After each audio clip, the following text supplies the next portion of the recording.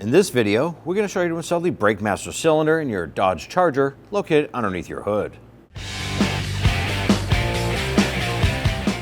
going to take some blue painter's tape. I'm going to run it across the top of where the wiper blade is set on the windshield.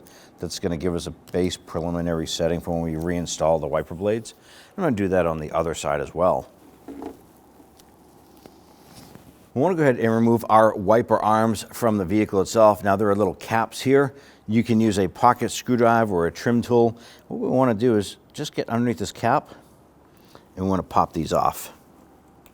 Just going to pry it up gently, and it's going to expose a nut here. So we're going to remove the cap on the wiper arm on the other side, and then we'll remove these nuts. Using a 16mm socket, go ahead and remove the nuts.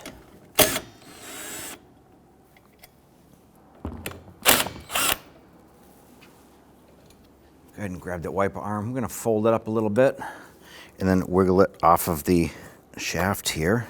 Now, sometimes you can use a tool such as a battery clamp remover tool to pull that off, but ours slid off nice and easy. Now go ahead and repeat for the other side. Now this might seem a little off, but you want to make sure that you install the wiper arms in the correct location. I just put a piece of tape on here and put driver for driver side so we know when it comes back to installation which side goes where.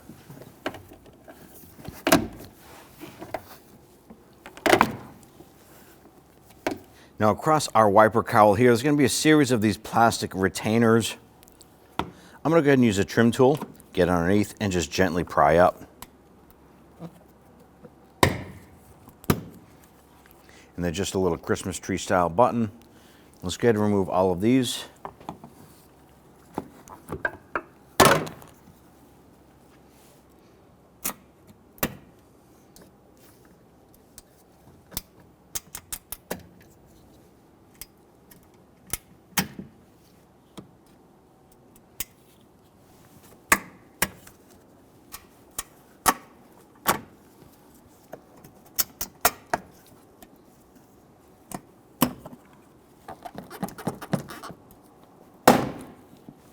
Push on these two tabs.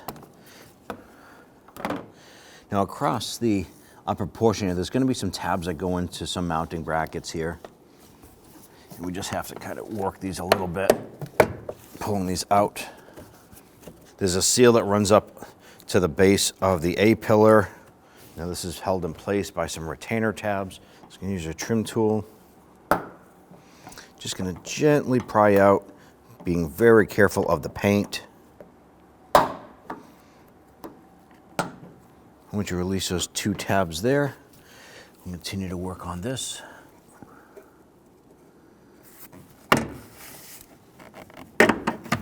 And gently pulling the wiper cowl out towards you and up. Use our trim tool and release the two tabs over here for the seal as well.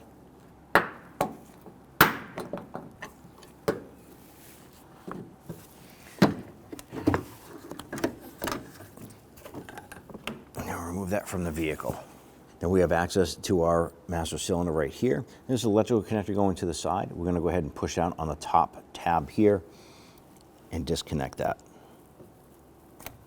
And there's a little clip here on the hard line.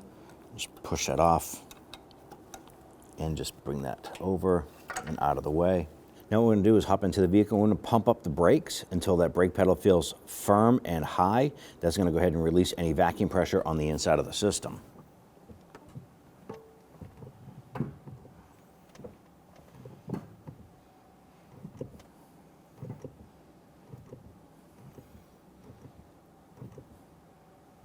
Now before we remove the hard lines here, we want to go ahead and put some towels underneath. Brake fluid can be corrosive, so we want to make sure that we don't have brake fluid collecting down here. You can use rags or whatever you have. On the left-hand side of the reservoir, if you come down, there is the vacuum booster right here. There is a connector. We want to push down on this tab and disconnect this.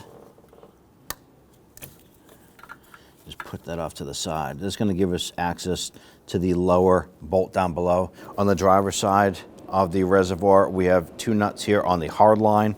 We're going to use our 14mm wrench open end to go ahead and loosen these.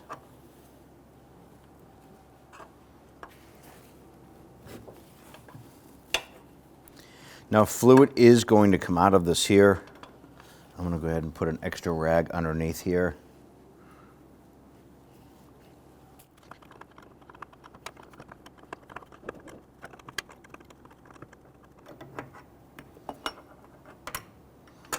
Now you will get to a point where you can go ahead and pull on the hard line and the threaded nut will come out of the base of the reservoir unit. Now with the two hard lines removed, we can now focus on the 13mm nuts. There's one here and then one on the other side. I'm going to go ahead and get the lower one on the passenger side first.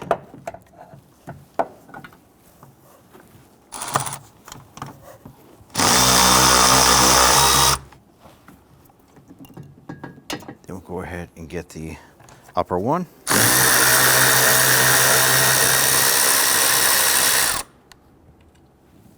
So now our reservoir master is loose.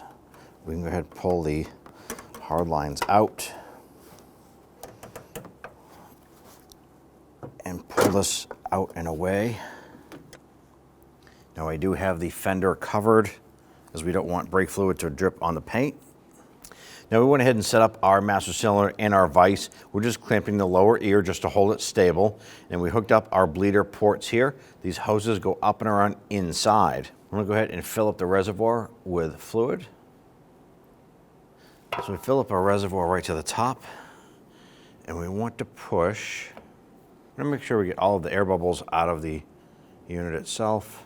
And you wanna do a full cycle of this piston all the way in. Now our rear line itself is still purging some air. We're going to continue to do this process until it looks like the front one. Now that we have both of our lines just pushing solid fluid with no air bubbles in it, I'm going to go ahead and remove our lines. We're going to keep the line up, install our cap. Now we can go ahead and remove these here and it'll hold in pretty much all of the fluid that's in it until there's a amount of pressure applied to the piston here. So we're just going to lose just a little bit when we remove these lines.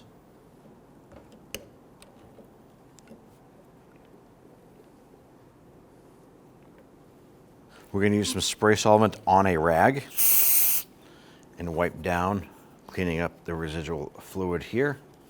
I'm going to spray some solvent on a rag and I want to wipe down around the perimeter of the booster here, make sure that that is clean. And this is going to help prevent anything from causing an issue with the seal on the master cylinder to the booster. Go ahead and lower our unit down into place. Go ahead and line up that master cylinder on the studs. Slide that back. And go ahead and get the two nuts installed.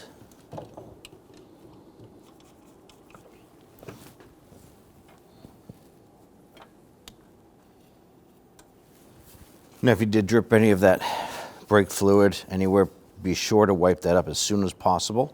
Let's snug down the nuts.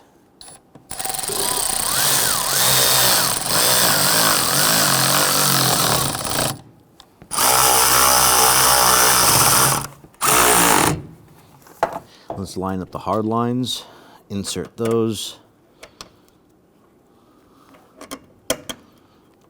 And you want to make sure that you can get these nuts here threaded in by hand and make sure you get them in several threads. You do not want to cross thread these. Go ahead and use that 14mm wrench and let's snug those down. Now once that's bottomed out, you want to go ahead and put a little bit of extra pressure on that, make sure that's good and snug. I'm going to do the same for the rear.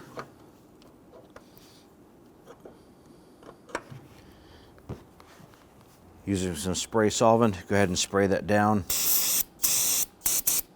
Remove the towels. And we'll make sure that we clean up any residual brake fluid that might have leaked past the towels at this point. You bring up our wire harness right here. Go ahead and line that up and push that onto the connector like so. And then install your clip. On the passenger side, we can install the electrical harness right here. Now, if you have the ability to do so, you want to go ahead and torque down the nuts anchoring the master cylinder to the booster to 12 foot-pounds.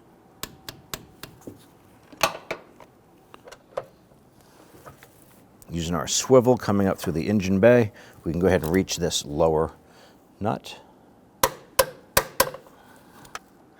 this point, we top off our master cylinder with the appropriate brake fluid. I'm going to fill it up to the max line. At this point here, you can see that we're now filled up to the max line. Go ahead and seal this up. Insert the wiper cowl. Get that in its general position and flex that up and around.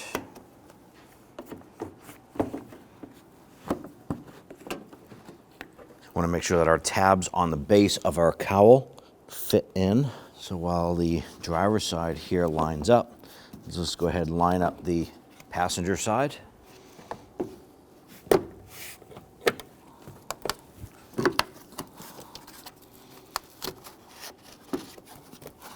Once that lines up, don't forget to insert the little plastic clips for the rubber seal at the base of the A-pillar. Snap those in. Work the cowl around the edge of this foam seal. Press that cowl down and in. Insert the tabs. Snap that into place. Now at this point, we can go ahead and install all of our plastic push pins around the perimeter. Go ahead and install your plastic push buttons, and we're going to continue this all the way across the front and finish up on the passenger side.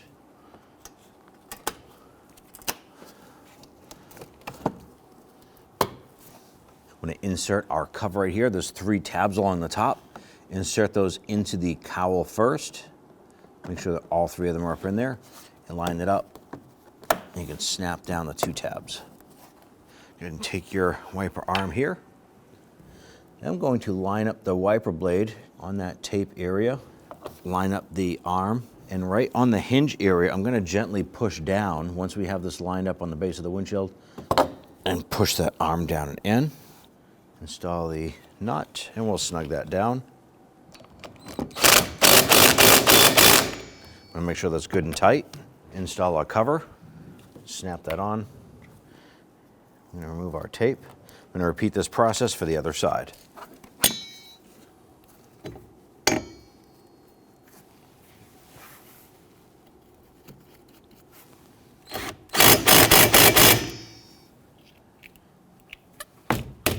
Once you have the cover on, go ahead and peel off your painter's tape.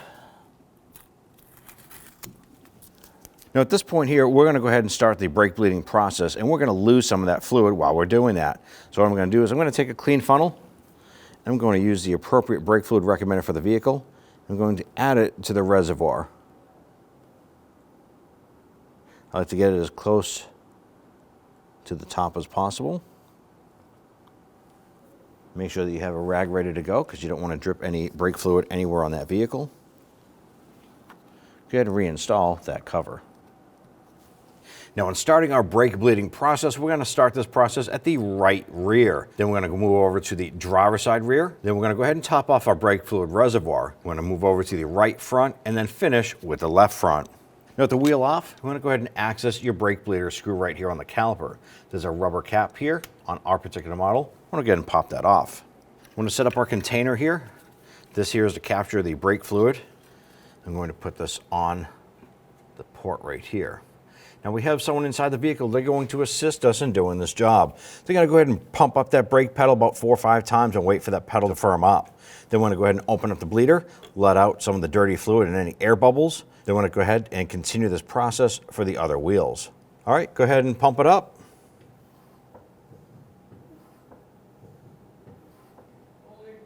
All right, while they're holding that brake pedal, I'm going to go ahead and use my 10mm wrench. I'm going to crack this open. You can see that brake fluid coming out. I'm going to close that up. Pump it up.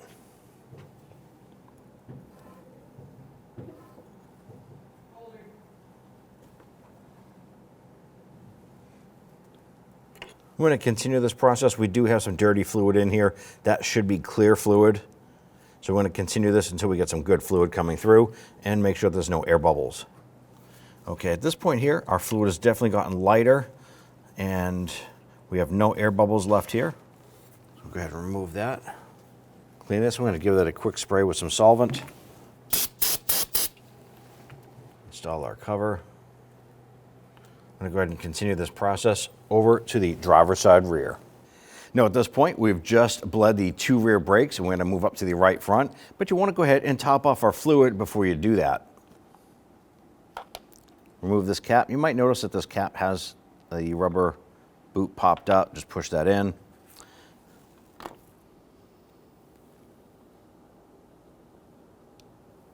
Go ahead and pull that funnel out. Install the cover. On the right front wheel, I'm going to go ahead and pop off this rubber cap. Use our 10mm wrench. I'm just going to break that free gently. All right, let's go ahead and pump up the brakes.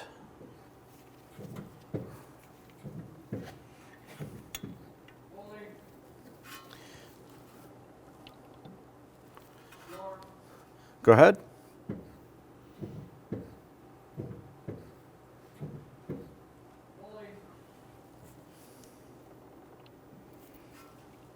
I'm going to do this a couple more times. Go ahead.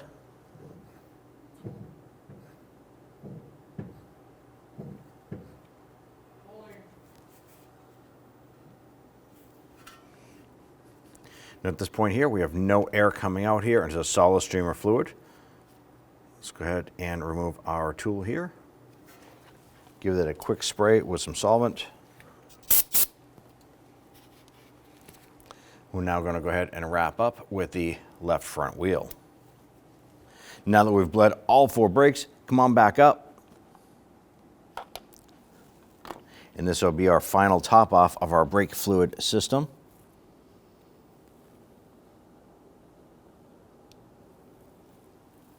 Once you're at the full mark, go ahead and pull that funnel out. Install the cover and then put the trim panel back on. Now that we're done bleeding the brakes, you want to go ahead and hop into the vehicle, pump up the brake pedal. Now for any reason, if that brake pedal should still feel mushy, you want to go ahead and repeat this process a second time. Once the pedal feels solid, go ahead and install your wheels and torque them down to 130 foot-pounds and take it for a road test. When only the best will do, demand TRQ. The only company that lets you view before you do. TRQ is committed to offering the highest quality aftermarket auto parts that are engineered for peace of mind. Thanks for using and viewing with TRQ.